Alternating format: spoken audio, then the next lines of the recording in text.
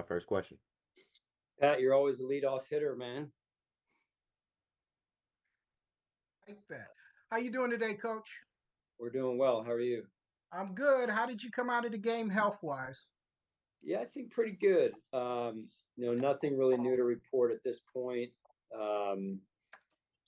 Still a little bit of evaluation to take place yet on a couple guys, but overall pretty good. Let me ask you this, Coach. I got it in a little bit yesterday. You answered a little bit of it. I've really been impressed with the play of Christian Benford. How significant has his jump to being one of the most respected corners in the league helped this team this year? Well, it's been big for us. His play week to week, his ability to continue to improve. It's been important. I mean, the corner is a valued position around the NFL, and Christian's done a real nice job for us this season. And my last question to you, and I have to phrase this the right way, is this your best regular season coaching job in your 8 years here? Do you believe this is your best? I don't know. I mean, you know what? I think our staff, I would say this, I think our staff has done a phenomenal job. I was asked a question yesterday after the game, how we were questioned going into the season and what the Bills are going to be. Is this going to be a kind of a rebuild year or what have you? And I think our coaching staff's done a phenomenal job of developing, getting the players to fit into the systems, and the systems built around the players' strengths, and week to week managing some of the injuries as well. And so I give the credit to them more so than anything. All right, Coach, thank you. And I'd like to say Happy New Year to you and your family, and good luck to you on Sunday. Hey, thanks, Pat. Happy New Year to you and your family as well. Thank you. Hey, Coach. Ian Mills from Channel 10 in Rochester. You mentioned yesterday after the game the idea of, hey, you have options next week in New England against the Patriots, and that you had to talk with Brandon and Terry. Has there been any kind of further clarity from you going forward into Patriots in that kind of rest versus rust debate, so to speak? Yeah, there has. What we're going to do is you'll see some starters out there playing, and you'll see some other players who we want to take a good look at. So it'll be a blend of both. In Josh's case, one of the things that we know is very, very important to him is his consecutive starts streak, if you will. And it's important to him for a great reason. He wants to be out there with his teammates. And so he will be out there for a very, very short lived amount of time, and then he'll be off rather quickly there. So other than that, I could promise you that it's going to be a blend of guys who are normally out there, and then a mix of some guys who we want to take a look at as well.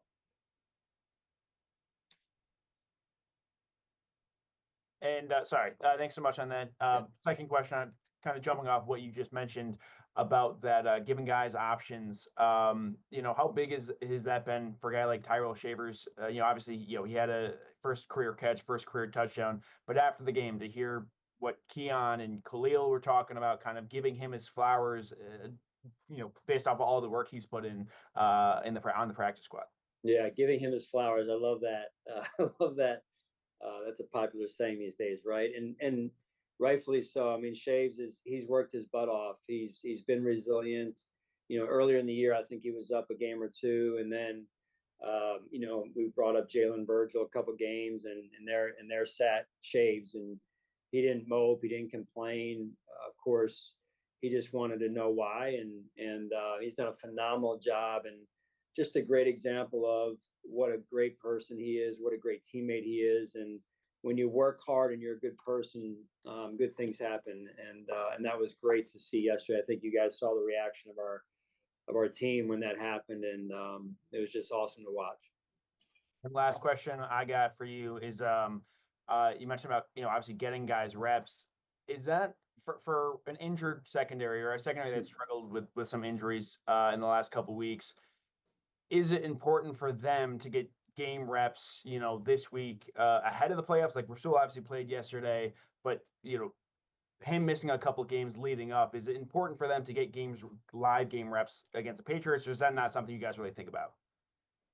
No, it is. We try and factor in as much as we can into every decision. DeMar hopefully will be coming back. We'll see how that goes, and getting him some run there this week would be important for us. It's just one guy, that's been out, and then Curtis Samuel, we'll see where his situation is this week, and hopefully he can get back and get some reps as well. So, we're looking at everything. All right. Thanks, Sean. Yeah. Hey, Sean, Josh Reed here. Thanks for taking some time for us today. Happy New Year. Start off with that. You too, buddy. Any chance we see Micah Hyde Sunday? No. No chance. Okay. I mean, you'll see him. He'll be on the sideline though, standing next to me. Okay, very good. That's fair enough. How locking up the 2 seed and kind of, I don't want to say you're not going to prepare for the Patriots because that's disrespecting them, but how much does that help your scouting department start to prepare for the postseason now? Right. No, it's important. We want to win this game. There's no doubt, Josh. At the same time, try and get a little bit of rest. That's the obvious. And then also try and prepare a little bit if we can forecast a little bit who we might play. So it'll be a week that's focused on New England, but also moving our team forward as well. Okay. Thanks, Sean. Appreciate it. Sure. You too. Hey, Sean, how are you? I'm good, Matt. How are you? I'm good. This might be a better question for Brandon, but how much did you know about Mack Hollins when you guys were pursuing him in free agency, like the off the field stuff, the in the building stuff? Because it seems from the outside looking in, he's kind of found a way to touch so many people in the building in so many different ways. I mean, Tyrell Shavers was talking about just the early morning example he's been to him, getting him in the building week in and week out, every day, work while you wait kind of stuff. Like, it's impressive to see the impact he's made in the building. How much did you know about him, that part of it, when you guys were pursuing him in free agency? Well, I think we knew some of it, and I don't want to speak for Brandon. Like you said, you can ask Brandon. I knew some of it, but I don't think you ever really know to what extent how far it really goes, right? Is some of his isms, I'll call them, right? Some of his things that he does. And then, last night I'm back here in the facility, in the training facility that is, and there he is on the in the underwater treadmill, getting himself cooled down or kind of ramped down, and he's just such a routine guy, and habits, and some of the things you're talking about with Shaves. I know they have a routine in the morning, early morning hours as well, and he's. Some may call him different. Some may call him, very process based. It's whatever he does, man. He is passionate about it, and I respect that. And he has, to your point, Matt, he has had a huge impact on our team. Let's just say, at a minimum, from an energy standpoint. I mean, you watch the game yesterday. We're first drive. I think we're, second 11 plus, third and 11 plus, whatever it was. And who does the ball go to? But Mack Hollins on a great catch. I think he had 2 key catches on that drive, in fact. And he's out there cheering on the defense and special teams. You'll see him play from time to time. And just a tremendous teammate, a tremendous person to have around day in and day out here. And I'm sure you broke down all of his catches on tape, but did you catch the train dance or whatever that was after Keon Coleman's touchdown? No, I didn't see that. You want to do that for us? No, I don't want to do it for you, but I'm pretty sure our buddy AJ Feldman posted the video, so I'm sure Derek can show you. Thanks, Sean. Maybe AJ could do that for us. All right. Take care. See you. Happy New Year. Hey, Coach, you guys lead the league right now in turnover margin at plus 23. If you finish with that or better, you're going to be the first team to have a plus 23 or better turnover margin since the Patriots did it in 2012. That's more than a decade. Why is that number so important to what you guys do and how you operate as a team? Well, we believe in not beating ourselves, right? So that is important. And there's very few, if any, stats that correlate more with winning and or losing for that matter. So it's a week to week thing, Maddie. It really is. We don't take it for granted. Our offense works on it. Our special teams work on it. Defensively the same way, and then on the defensive side of the special teams units trying to take the ball away, and then our players do a great job. It's one thing to work it, but to carry it from practice into the game with that type of mindset is that's what it is. In fact, it's a mindset. So we've done a phenomenal job of it. Josh has led the effort on the offensive side of the ball and been very intentional about making great decisions this year. When talking about the fact that it's a mindset, is there anything that's impressed you most about having that type of mindset through the entire regular season? Yeah, probably the consistency, really, because it can kind of ebb and flow. And we've had a couple, games where it has done that, but the coaches, that's really where it starts. Joe Brady, Bobby, Matthew Smiley have done a great job of emphasizing it, and that's really the start of it. Usually, if you're emphasizing it, you got a chance to get it. So. Thanks, Coach. Sure. Coach Mookie Hawkins, Waffle Sports 1080. Congrats on the win. Good to see you, Mook. Appreciate it, buddy. Happy New Year. Happy New Year to you, Coach. Man, we were both in high school when the last time the Bills went undefeated at home. I mean, how proud as a coach, with the staff that you have, are you going undefeated at home? Oh, that's huge. I mean, we talk about it as one of our goals. I think Josh mentioned it yesterday after the game about we phrase it in the way of defending our dirt. And we kind of position it as, hey, we put a lot of time and effort and blood, sweat, and tears into practicing in the spring, training camp, going up to Rochester, coming back here in training camp. And then, we practice on the game field, and there's a lot of sacrifices that are made, not just at the player level, but the staff level, and then, their families as well. And so we take a lot of pride in playing at home. And then our fans are phenomenal. The connection, as I've said before, with this team and our fan base, I mean, it is unique. It is special. And to be 8-0 in front of our fans it means a lot. It really does for us as a team. And so, we're looking forward to trying to continue that as we move through the playoffs here. Absolutely, Coach. And man, and it was early in the season with the chatter and all that, saying that the window was closed and yada yada yada. With so much turnover on this roster, Coach, what has been the key ingredient? I know we could easily say 17, right? But from a coaching perspective, what has this team in contention right now? Well, I think two things, and both are people related. One is the players have bought into each other. They the DNA that they have, and getting to know one another, hanging out with one another.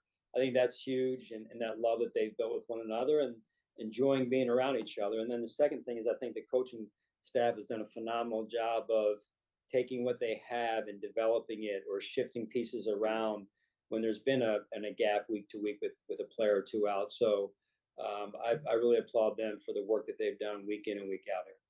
I thought you was going to say Catapult Thunder football. You keep that in the background a lot. So I probably thought that was a little bit of the ingredient as well. But, well said there. But 4 sacks, 2 interceptions, a forced fumble, man. How key was flipping the field, which led to A.J. Epinesa safety there?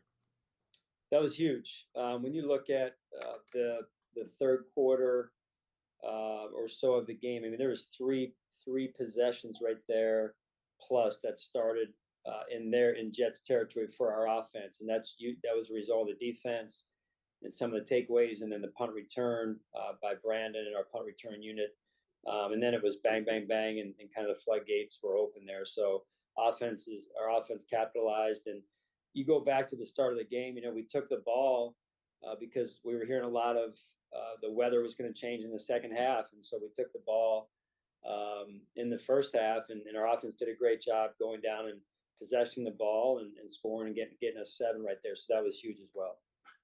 Absolutely, Coach. Hey, man, awesome job. Good luck on Sunday. Thank you.